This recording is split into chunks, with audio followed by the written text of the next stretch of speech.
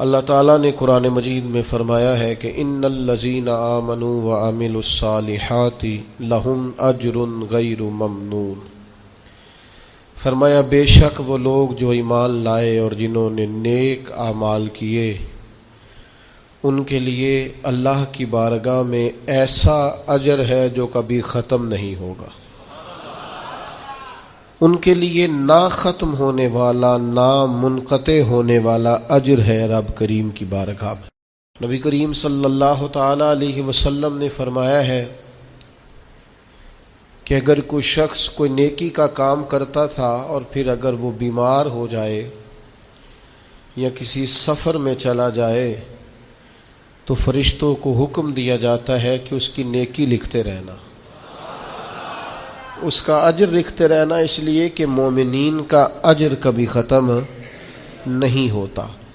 آپ کبھی غور فرمائیں کہ جب اتنا کسی کو اجر ملتا ہے، اتنا اجر ملتا ہے کہ وہ کبھی ختم نہیں ہوگا، تو پھر کرنے کا کام یہ ہے کہ ہم خیر کے کاموں کی منصوبہ بندی کریں، ہر وقت کوئی نہ کوئی عمل صالح کریں۔ کسی شخص کو اگر پتہ چل جائے نا کہ اس بزنس میں پرافٹ ہی پرافٹ ہے، اس کے اندر نفع ہی نفع ہے، تو وہ تو اس کی کئی برانچیں بنانی شروع کر دیتا ہے۔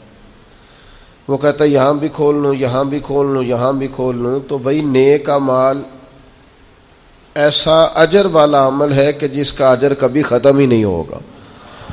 اب کیا کرنا چاہیے؟ اب بہت سارے نیک اعمال کی منصوبہ بندی کرنی چاہیے۔ اور وہ عمل کیسے کرنے ہیں؟ دو تین چیزیں ہیں۔ سب سے پہلی، کوئی بھی نیک عمل کریں تو اپنی نیت کو درست کریں، حسن نیت کو اپنائیں۔ نیتوں کا بگاڑ، ارادوں کی خرابی، یہ اچھے بھلے اعمال کو ضائع کر دیتی۔ جب ہماری طبیعت اس طرح کی ہو کہ ہم اچھی نیتوں کے ساتھ آگے بڑھیں، خیر کے ارادوں کے ساتھ آگے بڑھیں، ہم اس دین کے ماننے والے ہیں جس پر قیامت والے دن ان اعمال کا بھی اجر ملے گا جو کیے ہی نہیں ہوں گے۔ تو پوچھا جائے گا مالک یہ تو عمل کیا ہی نہیں، تو فرمائے اس کا ارادہ تو کیا تھا نا، نیت تو تھی نا، تم خالص تو تھے نا، موقع نہ بن سکا، تمہارے لیے اسباب نہ ہو سکے، لیکن اجر تو ملا۔ اور امام غزالی فرماتے ہیں کچھ اعمال لے کر فرشتے اللہ کے حضور حاضر ہوں گے، رب کریم فرمائے گا واپس لے جاؤ ان اعمال کو، میرے لیے نہیں کیے، یہ تو کسی اور کو دکھانے کے لیے کیے۔ حسن نیت، اچھا ارادہ، پروگرام اس طرح کا جس میں اللہ کی رضا شامل ہو۔ آپ جب تک نیت کا وضو نہیں کرتے، ارادوں میں اخلاص پیدا نہیں کرتے، اور ہم لوگ جب تک اپنے معاملات میں آگے جانے کے لیے محض اللہ کی رضا کو پیش نظر نہیں رکھتے، اتنی دیر تک عمل بیکار ہے۔ اس لیے کہ نبی پاک صلی اللہ تعالی علیہ وسلم نے فرمایا رب نہ تمہارے مالوں کو دیکھتا ہے نہ تمہارے چہروں کو دیکھتا ہے، وہ تو تمہارے دلوں کو دیکھتا ہے۔ تو سب سے پہلے تو باطنی طور پر یہ بہت سارے لوگ ایسے ہیں زندگی میں آگے جانا چاہتے ہیں، بڑھنا چاہتے ہیں، لیکن ان کے ساتھ حسن نیت کا ساتھ نہیں، ارادوں میں خلوص نہیں۔ وہ جو منصوبہ بندی بنا رہے ہیں اس کے اندر اللہ کی رضا شامل نہیں۔ تو مجھے بتائیے جب اللہ کی رضا ہی شامل نہیں ہوگی تو اللہ کی مدد کیسے شامل ہوگی؟ اللہ کی مدد اس کام میں شامل ہوتی ہے جس میں اللہ کی رضا مطلوب ہو، اور جب مطلوب ہی اللہ کی رضا نہ ہو، دنیا داری، شہرت، پیسہ، مال، دولت، کچھ مل جائے، کچھ اصول ہو جائے، مجھے بھی کچھ جاننے لگ جائے، تو پھر جس طرح کی نیتیں ہوتی ہیں اسی طرح کا اس شخص کو اس کا پھل بھی دیکھنے کو ملتا ہے۔ سب سے پہلے تو اچھی نیت کسی بھی عمل کے لیے، اور اس کے فوراً بعد مناسب منصوبہ بندی۔ مسلمانوں کا آج سب سے بڑا مسئلہ یہ ہے کہ یہ کام کرتے ہیں لیکن کسی منصوبہ بندی کے تحت نہیں کرتے۔ ہم اپنے کاموں کو مرتب نہیں کرتے، نظم و نسق کا حصہ نہیں بناتے، ہمارے کام بے ترتیب ہوتے ہیں، الجھے ہوئے ہوتے ہیں۔ ہم جن پیارے نبی کریم صلی اللہ تعالی علیہ وسلم کے غلام ہیں، حضور ہر کام کرتے تھے تو مناسب منصوبہ بندی کے ساتھ فرمایا کرتے۔ جنگ بدر کا موقع ہے تو نبی پاک علیہ السلام نے پہلے مجلس مشاورت منعقد کی ہے, صحابہ سے رائے لی ہے, اس کے بعد صفوں کو سیدھا کرایا, ہر آدمی کی اس مقام پر ڈیوٹی لگائی, اور پھر اللہ کے محبوب نے مصلی بچھا کے اللہ سے مدد کا سوال کیا. جنگ احد کا موقع ہے تو سرکار نے ڈیوٹیوں کو تقسیم فرمایا.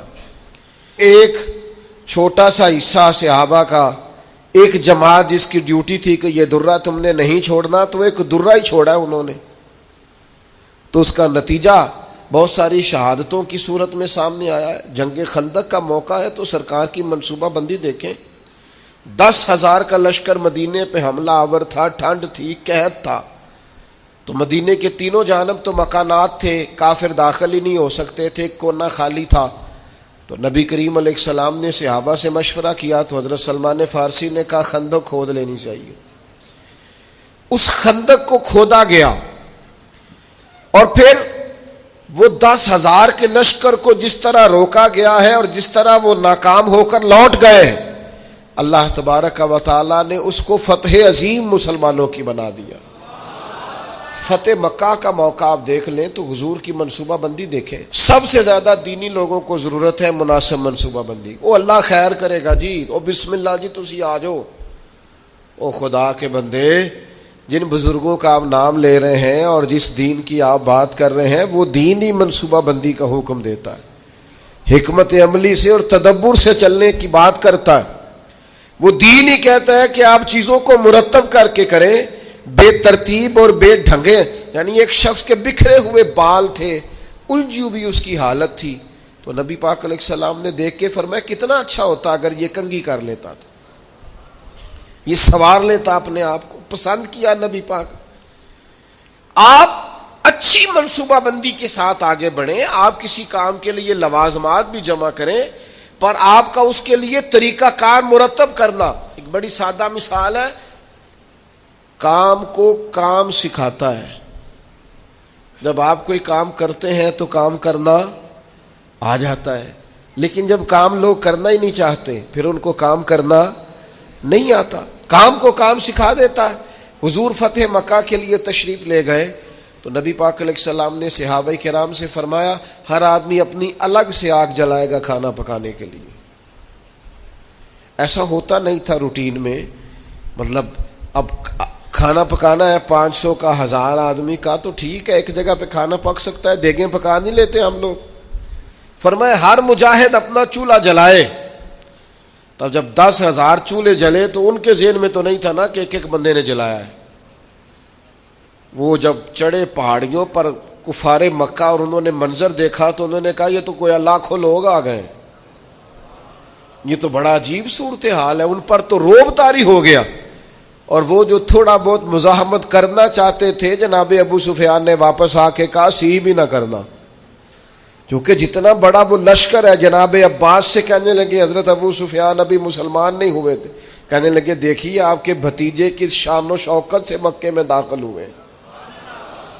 اسلام کسی کو دقت نہیں دیتا, لیکن نبی پاک علیہ الصلوۃ والسلام نے فرمایا فتح مکہ کے موقع پر کہ تنگ گلیوں سے داخل ہونا ہے ہم نے مکے میں. کشادہ گلیاں موجود ہیں, کیوں تنگ گلیوں سے داخل ہونا ہے؟ جب تنگ گلیوں سے لشکر گزرتا تھا تو گھوڑا گزرا, دوسرا گزرا, تیسرا گزرا, یہ تو گھنٹوں پتہ نہیں کتنا کوئی لمبا لشکر ہے, ان کو سمجھ ہی نہیں آ رہی تھی. آپ مناسب منصوبہ بندی کریں, آپ کا انداز خوبصورت ہو, آپ بہترین طرز کے ساتھ کام کریں, پھر آپ کو اندازہ ہوگا کام کیسے کرنا ہے. ہمیں نہ لوگ کام نہیں کرنے دیتے. لوگ پتہ کیا کہتے ہیں, او بسم اللہ پڑھو جی اللہ خیر کرے گا. او بھائی اللہ تو خیر کرے گا, پر رب کریم نے بھی تو اصول دیے ہیں نا. سارے جانوروں کی قربانی نہیں ہوتی. جانور بھی مخصوص ہوگا, اس کی عمر بھی مخصوص ہوگی, وقت بھی مخصوص ہوگا, ایام بھی مخصوص ہوں گے, طریقہ کار ہوگا. آپ بے ترتیب جب کام کرتے ہیں تو اس میں الجھاؤ پیدا ہوتے ہیں. مناسب منصوبہ بندی, ایک اچھی ترتیب, ایک منظم. میں شروع میں جب ہم نے محفلوں کا آغاز کیا تو میں نے دعا کا ٹائم لکھنا شروع کیا, اتنے بجے دعا ہو جائے گی. تو لوگ مجھے کہنے لگے آپ عجیب آدمی ہیں, اتنے بجے دعا ہو جائے گی, یہ کیسے ہو سکتا ہے, لوگ تو آتے ہی نہیں. صرف 2 دفعہ ایسا ہوا ہے, زیادہ نہیں کہ دعا کے بعد لوگ آئے اور انہوں نے کہا محفل ختم بھی ہو گئی 2 دفعہ، پھر ان کو پتہ چل گیا کہ یہ واقعی ختم کر دیتے ہیں، پھر ٹائم پہ آنے لگ گئے. کوئی لمبی محنت نہیں کرنی پڑی، کوئی ہمیں زیادہ نہیں وہ کرنا، کچھ بھی نہیں، کوئی ہمیں زیادہ اس میں دشواری نہیں ہوئی. آپ نظم بنائے، نظم. میں جن محافل میں شرکت کرتا ہوں دوستوں کو پتا ہے یہ ٹائم پہ آتا ہے اور وہ تیار ہوتے ہیں، لوگ بھی ذہنی طور پر تیار ہوتے ہیں. آپ منصوبہ بندی بنائیں کسی چیز کی، آپ اس منصوبے کے مطابق چلیں، چیزیں ٹھیک ہو جاتی ہیں. لیکن ہمارے ہاں نظم ہی نہیں ہے، منصوبہ بندی نہیں، کسی کام کو کرنے کا کوئی طریقہ نہیں ہم وضع کرتے، ہماری ترتیب نہیں ہے. جب تک آپ مرتب نہیں ہیں. یہ ہمارے حکیم الامت مفتی احمد یار خان صاحب نعیمی، مفتی صاحب رحمۃ اللہ علیہ نے قرآن مجید کے ایک پارے کی ایک تفسیر ایک جلد میں لکھی ہے، ایک پارہ اور ایک جلد پڑھا ہے مشکات کی شرح کی. کسی نے ان سے کہا اتنا کچھ لکھا ہے آپ نے، پڑھا نہیں جا سکتا؟ تو فرمانے لگے صرف ایک کام کیا ہے میں نے، اپنے ٹائم کو مرتب کیا ہے. مفتی صاحب 1 بجے جمعے کی تقریر شروع کرتے تھے اور جب وہ الحمدللہ سپیکر میں کہتے تھے لوگ اپنی گھڑیاں ٹھیک کرتے تھے کہ 1 پورا بج گیا ہے. ہم کوئی ترتیب ہی نہیں، وقت کا ضیاع ہے. 2-4 چیزیں ایسی ہیں جن پر بالکل فوکس ہے لوگوں کا، وقت کو ضائع کریں، کوئی ترتیب نہیں. تو مناسب منصوبہ بندی.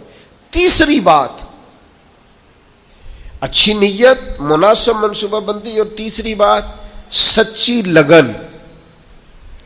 جب تک آپ میں لگن نہیں ہوتی، آپ تھوڑی دیر کام کر کے اکتا جاتے ہیں، مسلسل نہیں کر پاتے.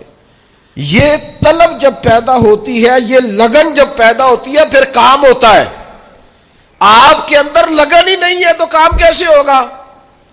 وہ تڑپ ہی نہیں ہے، کچھ کرنا ہی نہیں چاہتے، مزاج ہی نہیں ہے، کیسے کام ہوگا؟ کام ہو جاتا ہے. صرف اس کے لیے آپ مسلسل محنت کریں، مسلسل.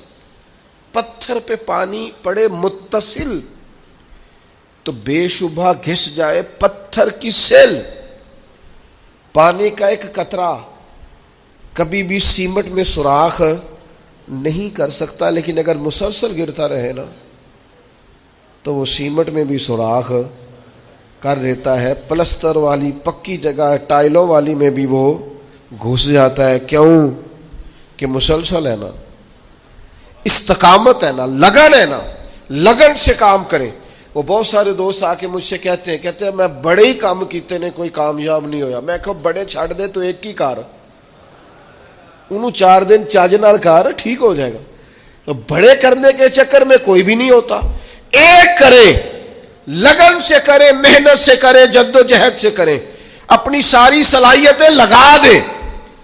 آپ اس کے اندر پورے طور پر لگ جائیں، آپ مضبوط ہو جائیں گے، آپ کے اندر توانائی آ جائے گی.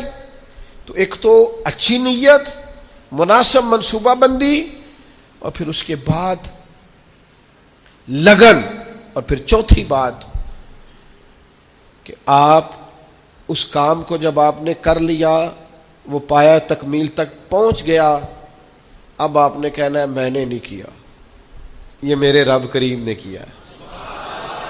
اب آپ کی طبیعت کا شکر، آپ کے مزاج کا ٹھہراؤ، اب آپ کے اندر کی عاجزی.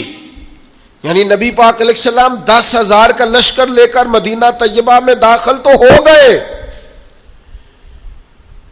لیکن حال یہ ہے کہ سرکار نے کالا امامہ باندھا ہوا ہے، اونٹنی پر سوار ہے، اور حضور نے یوں گردن جھکائی ہوئی ہے کہ کئی دفعہ اونٹنی کی گردن سے بھی سرکار کی گردن نیچے دکھائی دیتی ہے بظاہر. کیوں؟ کہ سرکار نے اپنا سارا اپنے رب کی بارگاہ میں جھکا دیا کہ جو کچھ ہے مالک کا ہے. نیت بھی آپ کی ٹھیک تھی، منصوبہ بندی بھی آپ نے کی، اور پھر اس پر لگن بھی آپ کی تھی، پر جو نتیجہ نکلے گا اس میں آپ شکر اللہ کا ادا کریں گے. اور جب تک آپ اللہ کا شکر ادا نہیں کریں گے اتنی دیر تک محسوس نہیں ہوگا کہ آپ کی توجہ اللہ کی جانب ہے. قرآن مجید نے کہا لَئِن شَكَرْتُمْ لَأَزِيدَنَّكُمْ، اگر کرو گے نہ شکر تو میں نعمتوں میں اضافہ کر دوں گا. وَلَئِن كَفَرْتُمْ إِنَّ عَذَابِي لَشَدِيدٌ، اور اگر کفران نعمت کرو گے تو پھر میرا عذاب بھی بڑا سخت ہے۔ شکر کا مزاج ہو۔ حضور علیہ السلام نے فرمایا قیامت والے دن کہا جائے گا وہ حمد کرنے والے کہاں ہیں؟ تو کہا 70,000 بندہ کھڑا ہوگا تو رب فرمائے گا ان سے حساب نہیں لینا، انہیں بغیر حساب کتاب جنت میں بھیجنا ہے۔ مالک یہ حمد کرنے والے کون ہیں؟ فرمایا یہ وہ ہیں جو ہر حال میں اپنے رب کا شکر ہی ادا کرتے۔ طبیعت پھر شکر والی ہو، مزاج اپنے رب کے حضور جھکنے والا ہو، یعنی نعمت ملنے پر یہ خیال نہ ہو کہ جناب یہ میری محنت کا نتیجہ ہے، آخر میں انسان کہے یہ میرے رب نے فضل کیا ہے اور مجھے عطا فرمایا ہے۔ حضرت نعمان بن بشیر رضی اللہ تعالیٰ عنہ بیان کرتے ہیں کہ نبی پاک علیہ السلام نے فرمایا نعمت کا اظہار کرنا شکر ہے اور نعمت کو بیان نہ کرنا یہ ناشکری ہے۔ آج آپ دیکھ لیں، غریب تو بتاتا ہے میں غریب ہوں، کبھی امیر نے بھی بتایا میرے پاس کتنے پیسے ہیں؟ حالات خراب ہونے پر تو لوگ اظہار کرتے ہیں، صحیح ہونے پر بھی کرتے ہیں۔ ہماری طبیعت کا تقاضا ہی نہیں ہے، بیان نعمت ہے ہی نہیں، بلکہ قرآن مجید نے یہ شکوہ کیا ہے کہ جب انسان کو تکلیف پہنچتی ہے تو رب کو یاد کرتا ہے، اور جب آسانی ہو جاتی ہے تو سب سے پہلے مالک کو بھولتا ہے۔ اللہ کی بارگاہ کا شکر، او گن تو صحیح یار کبھی نعمتیں خدا کی کتنی زیادہ، ہر وقت تیری طبیعت جھکی رہے گی اپنے مالک کی بارگاہ۔ اور پھر یہ جو شکریہ ہے نا، یہ فطرت ہے، فطرت۔ جب آپ شکر گزار ہوتے ہیں تو اس کا مطلب ہے آپ فطرتاً ایک خوبصورت انسان ہے۔ آپ نے کبھی جانور دیکھا ہے وہ بھی شکر ادا کرتا ہے؟